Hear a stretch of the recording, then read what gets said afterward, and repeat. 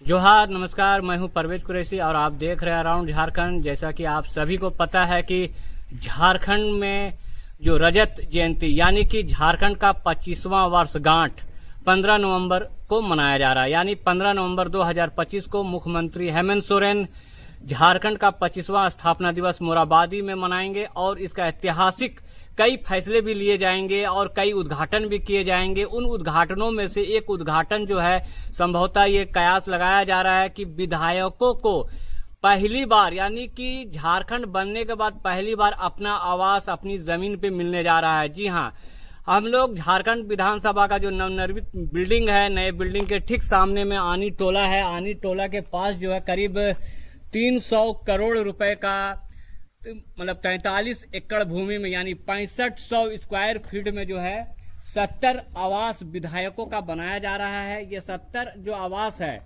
जिसमें मुख्यमंत्री सरकार में जो विधायकगण हैं उनको ये आवास दिया जाएगा।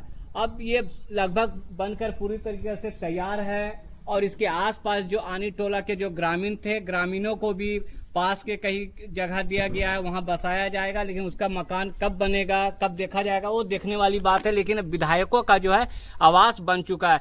बता दें कि झारखंड में 81 विधानसभा सीट है और 81 विधायक है। अब 70 आवास बने यानी 70 विधायकों का बन गया है। 11 मंत्री का आवास जो है आपका गोलचक्कर के पास है, जो मंत्रालय है झारखंड मंत्रालय के ठीक पीछे साइड में। और एक मुख्यमंत्री का जो है कांके रोड में आवास बनने जा रहा है, उसका भी भूमि पूजन हो चुका है।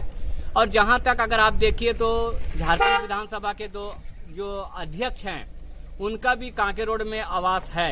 अब सवाल ये है कि अगर इस तरह से क्या झारखंड विधानसभा के जो अध्यक्ष हैं उनको भी यहाँ पे आवास मिलेगा, या फिर नेता प्रतिपक्ष की भूमिका में जो है उनको भी विधायक का जो 70 गो आवास है उसी में उसे आवंटित किया जाएगा, या फिर उनका अलग से बनेगा।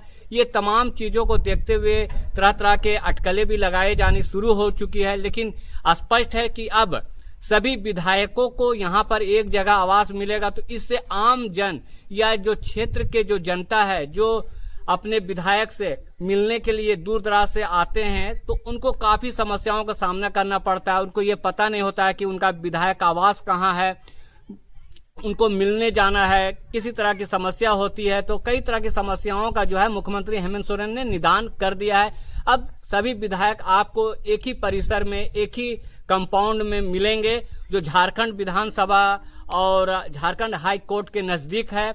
यहाँ पर आप आसानी से आ सकते हैं और अपने विधायकों से मिल सकते हैं। यहाँ पे भाजपा के, आजसू के, झारखंड मुक्ति मोर्चा के, कांग्रेस के, जेएलके के और निर्दलीय सहित विधायक जो है आरजेडी के, सभी विधायक यहाँ पर मिलेंगे संभवतः।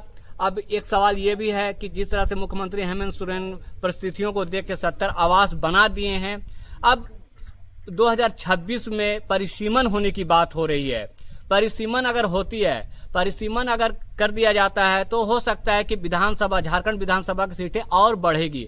ऐसे में अगर मान लीजिए 150 सीटें जाती है, तो फिर मुख्यमंत्री हेमंत सोरेन को जो 300 करोड़ के बजट में जो ये 70 आवास बनाया गया है 6500 स्क्वायर फीट में 43 एकड़ में, जहां पर स्विमिंग पूल भी है, जिसमें 4 से 5 करोड़ रुपए खर्च भी किए गए हैं स्विमिंग पूल में, तो इनको आवास और बढ़ाने की आवश्यकता हो सकती है। हालांकि जमीन काफी है, यहाँ पे बनाया जा सकता है, लेकिन प्लानिंग भी उसी तरीके से हमको लगता है किए होंगे। अगर नहीं किए हैं तो अभी भी समय है, वो प्लानिंग कर सकते हैं परिसीमन को लेकर। हम कहना यही चाहेंगे कि जिस तरह से मुख्यमंत्री ने विधायकों का आवास बनाया है, इसके बगल में जो आनी टोला है, वहाँ के जो ग्रामीणों का जो यहाँ के जो रैयत है, जिनकी जमीन गई है, हमें लगता है कि उन लोगों का भी आवास बन चुका होगा या बनने वाला होगा। अगर नहीं बना है तो उसे बना के दिया जाना चाहिए। कभी कभी जब विधानसभा सत्र चलता है तो हम लोग देखते हैं कि यहाँ के ग्रामीण जो है पानी के लिए उनको मैसर काफी संघर्ष करना पड़ता है। तो हमने देखा कि जो विधानसभा परिसर में जो बनाया गया जल मीनार है आवासीय परिसर में, उस जल मीनार से भी उन लोगों को सुविधाएं मिलेगी, पानी पीने के लिए मिल सकेगा। तो इन तमाम चीजों को देख के अब हेमंत सोरेन से ये लग रहा है कि जिस तरह से विधायकों के लिए किए, आम जनता के लिए भी करेंगे। तो अब हमें लगता है कि यहीं पे विराम लेना चाहिए। और आप देख रहे थे अराउंड झारखंड, इसको सब्सक्राइब कीजिए, लाइक कीजिए, कमेंट्स जरूर कीजिए। तो अब हमें दीजिए इजाजत। जोहार, नमस्कार।